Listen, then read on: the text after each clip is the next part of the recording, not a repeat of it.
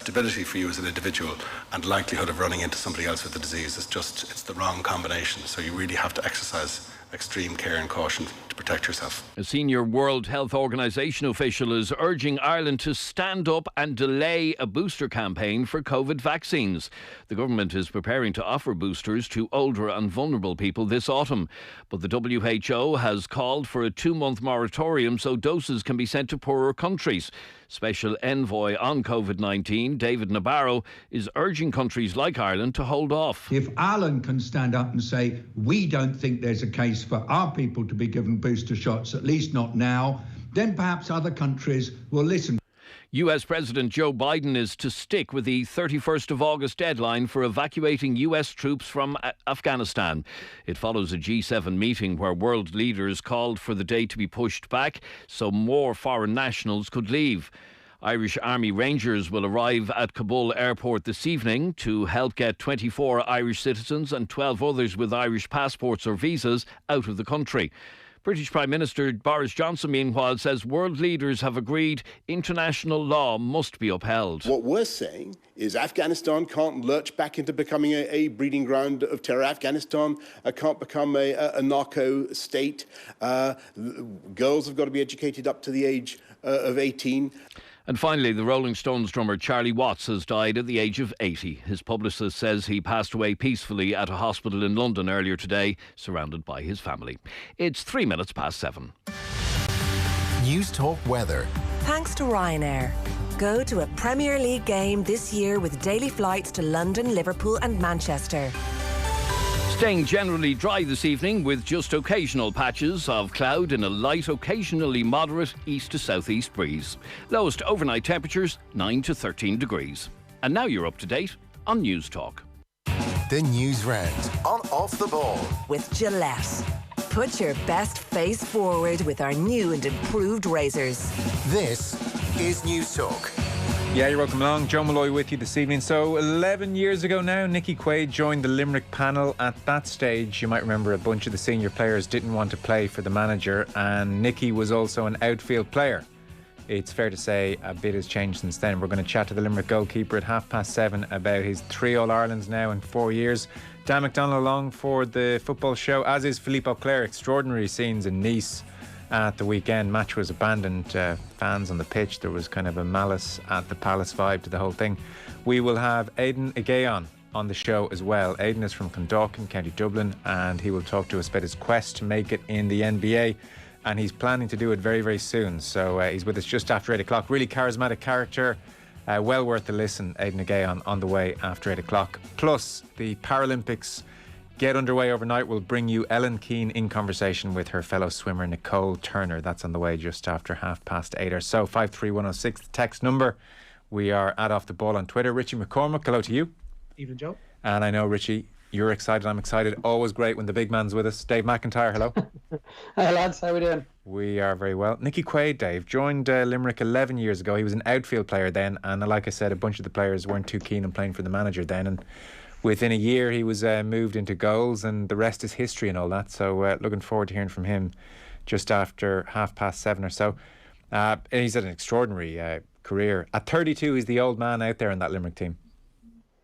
Yeah, he is. It's incredible, really. And in terms of goalkeeping, look, he could probably feel that he's got 5 or 6 years ahead of him. We see how long the likes of Brendan Cummins went on for, Damien Fitzhenry, 2 of the greats of the last 25 years that played well into their 30s. So I would imagine Nicky Quaid has no thoughts of retirement anytime soon. I remember commentating for Setanta Sports on the Alliance Hurling League back then, when Limerick were playing with essentially what was their second panel.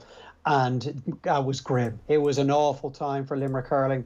There was a lot of pressure on some of the younger guys to keep playing. There was a lot of pressure on some of the older guys not to consider coming back. It was a terrible time for their manager, obviously. And now some would say that he should have stepped away a little bit earlier, but I'm sure he would have a different view on that. But when you think 10 years ago how grim things were for Limerick hurling, bar a couple of All-Ireland under-21 titles, they had really nothing to speak of. They hadn't won a Munster title since 1996. They were nowhere close to an All-Ireland final, given that they had got to one just 4 years prior to that in 2007. And you think of some of the saves Nicky Quaid has made over the last few years, most notably that one against Cork a couple of years back, which is up there with one of the saves of the 21st century. He's probably one of the most underrated, unsung type heroes in that Limerick team. A lot of the headlines go to the likes of Keane Lynch and to the Morrisseys and to Gillan and to Seamus Flanagan. But Nicky Quaid wasn't keeping house at the back. There would be a different story in some games at least. Yeah, it's true. So he's on the way at 7:30. I mentioned at 8 o'clock we're talking to Aidan Negayon. Are you familiar with his story at all, Dave?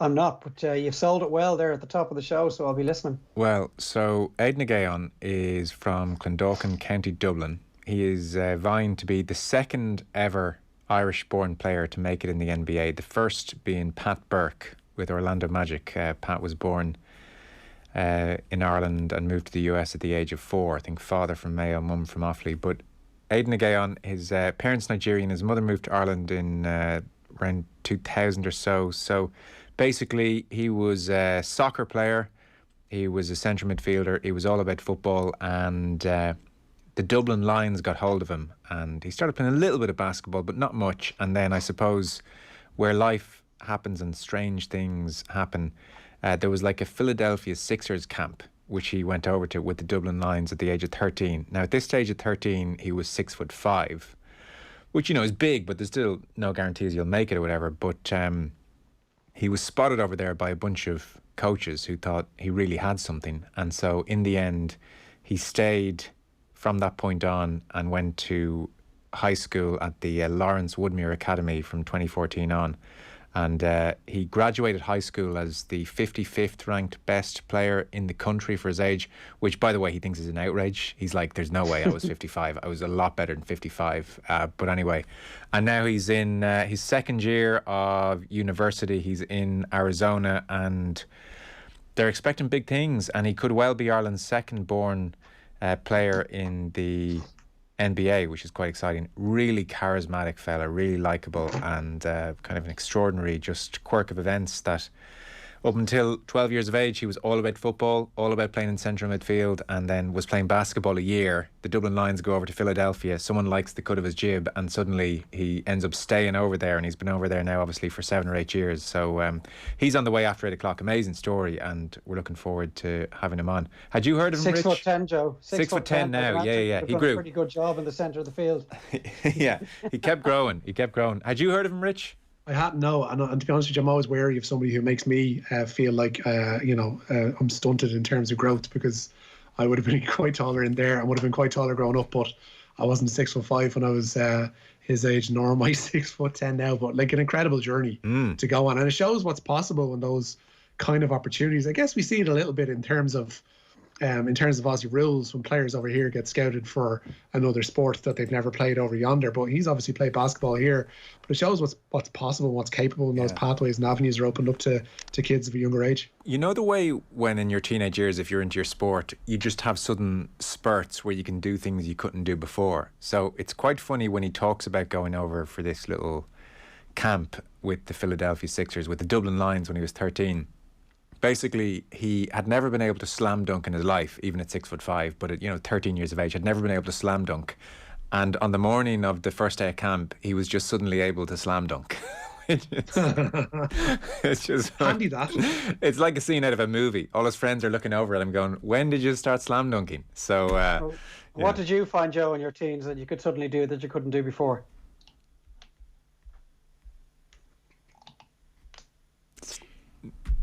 David, we're moving on. The long pause is amazing. Wow. What is that pause for? I don't want to talk about this situation anymore. I'm talking about something that you've managed to achieve on the sporting field that you weren't able to do when you were a little bit younger. I'm not sure what you have in your mind. I've nothing in my mind. There was a look in your face there which I didn't appreciate. My word. Right, let's get out of this hole because... that you've dug for yourself. Yeah, big time. Oh dear. Right, we'll start the news round with thanks to Gillette. Put your best face forward with their new and improved razors. Richie, where are we starting? We'll start with Tokyo. The 16th Summer Paralympic Games officially underway. Brittany Renzi and Jordan Lee carry the Irish tricolour in Tokyo for today's opening ceremony. But it's swimmer Barry McClements who will be the first Irish athlete into action. He goes in the pool tomorrow morning at 1:06 a.m. Irish time. Nicole Turner is also in the pool overnight, and she's looking forward to what will be her second Paralympic Games. Looking back on Rio, I was the baby of the team, going around Like, I didn't really care. Whereas I think Tokyo will be a bit more serious, but serious in a good way. But then I'll still be able to enjoy myself as well. All the hard work's done. It's just about getting there and getting ourselves there safely, and then actually stepping up and racing. And I think the key for me is to enjoy myself and not overthink it. And once I enjoy myself, I always bring out the best. We're going to bring a lot more Nicole Turner in conversation with Ellen Keane. That's just after 8:30 or so. So Ellen Keane will be talking to a couple of the Paralympic athletes over the course of the Games. So we'll be bringing you those interviews over the next couple of days. By the way, Dave, I feel like you asked that question very innocently. It was Pete who started laughing here out of the corner of my eye, which just threw me badly. Huh? Blame other people, especially when Pete doesn't have a microphone to defend himself. Pete is laughing right now. He knows. He threw me. He threw me. Yet another high-profile radio presenter that throws the producer under the bus on air. It's all I can do right now. Yeah. So that is the Paralympics. Like I said, Ellen Keane chatting to Nicole Turner later on in the show. Premier Leagues. This is like a decision en masse about international break. Basically, bunch of players won't be going anywhere. Yeah, we saw this coming essentially yesterday when Liverpool were going to stop Mo Salah from travelling to Egypt, would allow him travel to Gabon because Egypt's on the red list and Gabon isn't for the upcoming African Nation Cup qualifiers. But Premier League clubs have decided reluctantly but unanimously not to release international players for duty in countries on Britain's red travel list. Players returning from such countries will be required to isolate for 10 days. So the Premier League clubs have said no. 60 players from 19 Premier League clubs are scheduled to travel to 26 different red list countries during the upcoming international window. Reluctantly but unanimously. I mean, one of those things is true, Dave. Yeah, I would say they might argue otherwise, and maybe the otherwise is the case, but I wouldn't imagine it was a conversation that lasted all that long. I'd say they managed to get to whatever the next bullet point on their agenda was pretty quickly. They'll argue that they have a case, but I mean, you're probably as likely to catch COVID-19 in the UK at the moment as you are in many of the countries that are on the red list, and you're probably as likely to catch COVID in many of the countries that some other Premier League players will be travelling to as you are in the UK at the moment. So I would say some of these countries in South America and Africa and elsewhere across the world will be feeling pretty hard done by if they have to go into a crucial World Cup qualifier without their star player. Egypt without Mo Salah, for example. Imagine the difference that makes to them. Yeah, I think it's the requirement to isolate for 10 days, which is kind of the issue here. FIFA, UEFA changed the rule. Once it goes beyond a requirement to isolate for more than 5 days, then there's no obligation on the clubs to release them. I mean, you can't really have a bunch of players coming back and then self-isolating for 10 days. It is a lot to ask of the clubs. So that news just in the last couple of hours or so. We have some word on the managerial situations in the hurling, Rich. Yeah, Brian Lowen is going to continue as Clare hurling manager for another 3 years. He'd come to the end of his original 2-year term with their season ended by All-Ireland qualifier defeat to Cork. Lowen told Clare FM this morning that the length of his proposed new term was his idea, and he wants to bring the county's level up to that of sides like Limerick. You know, we felt that we had good players, and it was, I suppose, looking at setups around the country. You know, there is very professional setups out there, and we probably needed to get to a different level because the game is constantly moving on, and you know we can see that over the weekend. There, you know, we've seen the performance of the Limerick lads inside, like, and how professional their setup is, and the kind of advice that they have access to. So it's trying to move that, move it in Clare up to that kind of level, because you know we think we have got the quality of players, and we think we have that potential, but you know it takes a huge amount of hard work, obviously. So that's Clare with their business done. We're hearing some kind of word from Tipperary. They've made their approach anyway. The word is that Liam Cahill's going to make a decision on his future this week, Joe. He's reportedly been approached by the Tipperary County Board to replace the recently retired Liam Sheedy. Cahill also held discussions with Waterford officials about possibly extending his original 2-year term with the Dacia. Dave, how do you see the hurling next year? It doesn't feel like anyone looks in all that much of a position to properly threaten Limerick. It looks like they're raging hot favourites again next year, unless there's someone I'm just not thinking of here. Well, there isn't a county that you're not thinking of. I mean, I guess the sort of discussion you'd have with yourself and hurl people is what county is best positioned in terms of the arsenal they have at the moment to at least be in second position or to challenge Limerick for 35 minutes at least. Tipperary fans would argue they put up the biggest challenge to them given the first half they produced in Munster, but I mean they were taught a severe lesson in this second period. Waterford are, in terms of their running game, and maybe when they get a couple of guys back like Tyg de Burke, like Erla Daly, like maybe Pádraig Mahoney, for example, to get some of those boys back, could they challenge Limerick? But I mean, they're so far out in front at the moment, and you would just feel they're going to get better as well. They get more experience. They're going to add a couple of players to their panel. The average age, as you said earlier when referencing Nicky Quaid, is still only about 25, 26. It drops again if you take him out.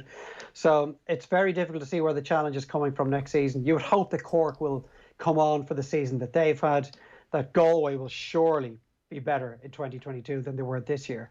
But a lot of it depends on whether Waterford have Liam Cahill as their manager or not, because, I mean, it will be a savage blow if he leaves. And is now the right time to take over Tipperary? Are Waterford a better team? I would argue they are. So is he better equipped to win an All-Ireland as a senior manager with them than he would be Tipperary next season? In saying that, very hard to say no to your own county. Do you want to be the guy to replace Liam Sheedy? Yeah. And there's a bit of a rebuilding job there as well, isn't there? There is. Well, that is it. Like, you know, so if Liam Cahill goes in and he's, I mean, he lays it out in no uncertain terms of this is going to be a 3 or a 4 year process, and they're not ripping up trees at underage, under minor and 20 level either. It's Cork that are doing all that at the moment. That maybe it will be a job he does fancy, and obviously he will have worked with many of those players at under 21 level with Tipperary, so he already has a very good relationship with many of those guys. If you were to put me on the spot, I would say he's more likely to be Tipperary manager next year than he is Waterford. Yeah. But Waterford will be doing absolutely everything they can to hold on to him, because what a brilliant job he's done with them. Yeah, and there's been a lot of chopping and changing in Waterford the last while, so you kind of feel they would be desperate to keep him and really kick on. Maria says, in terms of newly acquired skills during my teenage years, let's go with A, talk to boys, B, drive, C, poke a ball more than 40 yards. Thanks, Maria. Although Owen makes the very valid point, Dave McIntyre has some depraved mind. The lockdown has certainly not done him any good. I somehow managed to end up in this situation despite asking a perfectly innocent question. Sorry, I didn't think it was innocent, but now I'm giving you the benefit of the doubt. I thought you were just trying to do me rotten on live national radio, but it turns out you were just innocently asking a question. That, historically, I may have form in that regard, but on this occasion, it was entirely innocent. Right. Okay. Well, listen, I speechless was I just didn't know what to say to you. So there you go. You caught me. I thought my Skype connection had stopped working. My brain started working, or stopped working rather. So Lee Grace still out for Rovers this week, Rich? Yeah, it's a big blow for Rovers. They're going to be without the defender for Thursday's Conference League playoff second leg with Flora Tallinn. The defender missed last week's 4-2 defeat in Estonia with a thigh injury, and his absence was keenly felt. Rovers boss Stephen Bradley says Grace is a week or two away from full fitness. That means he might also miss their FAI Cup tie with Bohemians. Speaking of cup ties, there are 9 Premier League clubs in Carabao Cup second round action tonight. There was a 7 o'clock start at Carrow Road, where it's Norwich City 1, Bournemouth 0. A recent signing from PAOK, Christos Solis, with the goal for Norwich. Andrew Omobamidele started for the host there with Adam Ida on the bench. Gavin Kilkenny is in the Bournemouth midfield. Elsewhere, there's one All-Premier League clash with Watford taking on Crystal Palace. Aston Villa and Brentford both face League 2 opposition tonight in Barrow and Forest Green Rovers respectively. Leeds entertain Crewe. Wolves go to Nottingham Forest. Everton have made the trip to Huddersfield, while Brighton are away to Mick McCarthy's Cardiff. 16-year-old former Bohemians midfielder Evan Ferguson is on the bench for Brighton tonight, along with 2 other Irish teenagers. And Martin O'Fia's nephew as well, the rugby league great Odell O'Fia, is also on the Brighton bench. A very useful one for them away to Mick McCarthy's side. Most games kicking off at 7:45, apart from that one at Wolves. Okay, what have you made of the start of the season, Dave? Really enjoyed it. There've been an awful lot of good games. There's been plenty of goals. I don't think there's been a scoreless draw yet, has there, over the 20 games that we've seen so far.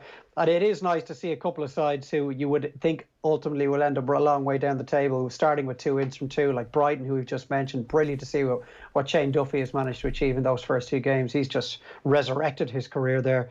Manchester United with the same old flaws. City swatting away mid-level opposition. And Tottenham, despite all their issues over the summer, have managed to start 2 from 2 as well. So I hope the rest of the season produces as much as we've seen in the opening couple of rounds. I'm not going to be making any knee-jerk reactions to what we've seen so far. Give us 5 or 6 games and we can make a more more informed decision on where we see the season going. Lukaku's hit the ground running, which is, given how little he's trained, is incredible. And you wonder, by the same token, what are Rafael Varane and Jadon Sancho doing on the Manchester United bench? I mean, Tuchel was perfectly happy to fling Lukaku in there straight off the bat. Yeah. I mean, Arsenal made it very, very welcoming for him. They just confuse Arsenal, continue to confuse. I was listening to Danny Murphy making a very fair point on Arteta, because Arteta's obviously under a lot of pressure all of a sudden, and he is, heading towards 2 years in the job come December, and they did spend 130 million sterling over the summer, so they are actually spending money, and admittedly there are issues at the club which are bigger than him, but Danny Murphy was kind of drawing a parallel with Tuchel and the way he went into Chelsea and just got hold of things very quickly, and he was saying of Arteta that, he won an FA Cup playing a pragmatic brand of football to a degree, and he was wondering, when you watch Arsenal at the moment, they seem to have different formations, different personnel all the time. It's all very confusing. There's no kind of consistency to it. And he was saying, why don't they just, almost a la Tuchel, go back to their back three, and that suits Ben White, their new signing that they spent a lot of money on. He was like, you can be adventurous with the wing backs. You can get Sakho as a wing back. You can get Tierney as a wing back. Get two experienced City midfielders like Partey and Xhaka, and then your three players ahead of them, Aubameyang, Smith Rowe, Lacazette, Pepe, whoever you want of those three ahead to try and score goals, and just be really difficult to beat again and go from there and have a bit of a base the way Chelsea did under Tuchel when he first arrived. And I thought it was a very fair point. Like, you never know what team Arteta's really going to pick or how they're going to pitch up in terms of formation, or whether they're going to press or not press, Dave. And I don't know, I do think he is going to come under serious enough pressure now, the way things are brewing at the moment. Well, he is stepping in towards that territory where the pressure really will start coming upon him, even though he's an old Arsenal favourite. The fans, now that they're back in the stadium, probably won't stand for the sort of performances we've seen in the first couple of weeks. Now, admittedly, most teams will struggle against Chelsea at home, but the performance away to Brentford on opening night was so Arsenal-like that it was depressingly familiar if you're an Arsenal supporter. And yeah, Danny Murphy makes a valid point, but when he goes through the 11 in the manner in which he did, I don't see there being the capacity within that team for them to be suddenly hard to beat. They don't have good enough defenders, they don't have enough character in the middle of the field, and their front three don't work hard enough off the ball to really make Arsenal a team that you would not relish playing at the weekend. They're so far away from being the sort of side that, say, West Ham are at the moment, that will try and run the legs off you, that will guarantee you that when you go to the City of London Stadium that you're in for a bit of a scrap and that you're probably going to have to play very well to win. That is not where Arsenal are, or even close to it at the moment. No. It does feel, Rich, like we'll get a real glimpse of where Chelsea and Liverpool are this weekend. Yeah, we will indeed. And Andy Robertson says he's going to be fit for Saturday's Premier League clash at Anfield. The fullback today signed a new long-term deal with Liverpool, believed to be until 2026. Robertson has missed Liverpool's first two games of the Premier League season through injury, but he's been ably deputised by Kostas Tsimikas in those two matches thus far. Premier League newcomers Brentford have signed Dundalk teenager Val Adedogun. The 18-year-old, who can play left-back and on the wing, has signed a 3-year deal and goes into the Brentford's development squad, the Brentford B side. Adedogun made his Lily White's debut last September and went on to make a total of 9 appearances for the County Louth club. Yeah, interesting. We'll chat to Dan McDonald about that after 9 on the football show. Can we mention Tony Finau here, please?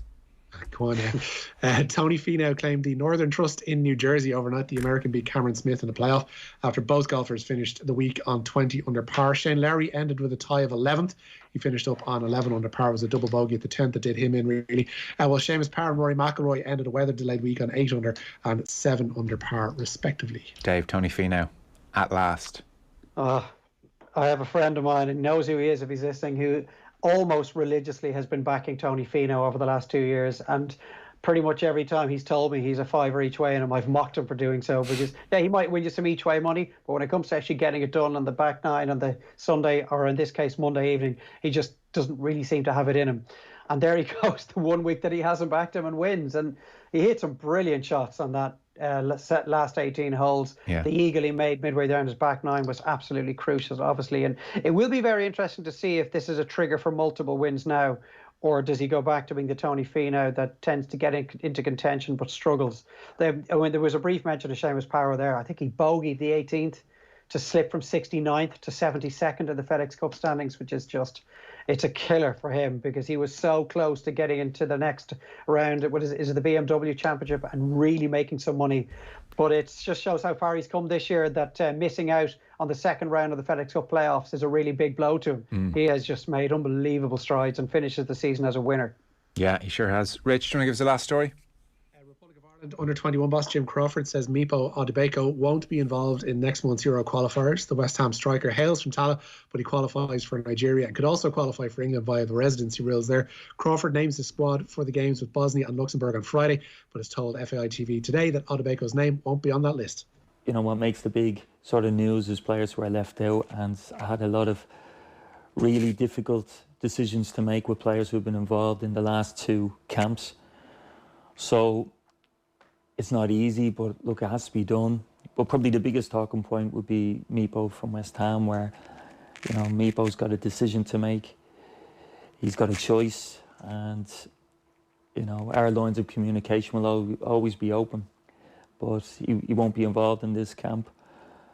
But probably what we should be talking about is the players who are involved. You look at the likes of Ryan Johansson, who fought tooth and nail to be part of the under-21s, and that's the type of player you need in the building. You know, players who are proud to put on the jersey and will work as hard as they can to make sure that this team can achieve as much as they possibly can in this up-and-coming campaign. Okay, that is our news round for this evening. Dave McIntyre, we got off to a bumpy start, but we rallied wonderfully in the end. Thank you. Yeah, we kept it steady. Thanks, lads. Cheers. Richie McCormack, thanks as ever. Keep it clean, Joe. Cheers, I will. We've got a competition for you. It's the competition giving you life-changing cash. The 25k giveaway on News Talk. Yeah, it's your chance to win 25k. The 25k giveaway on News Talk could be yours this Friday. All you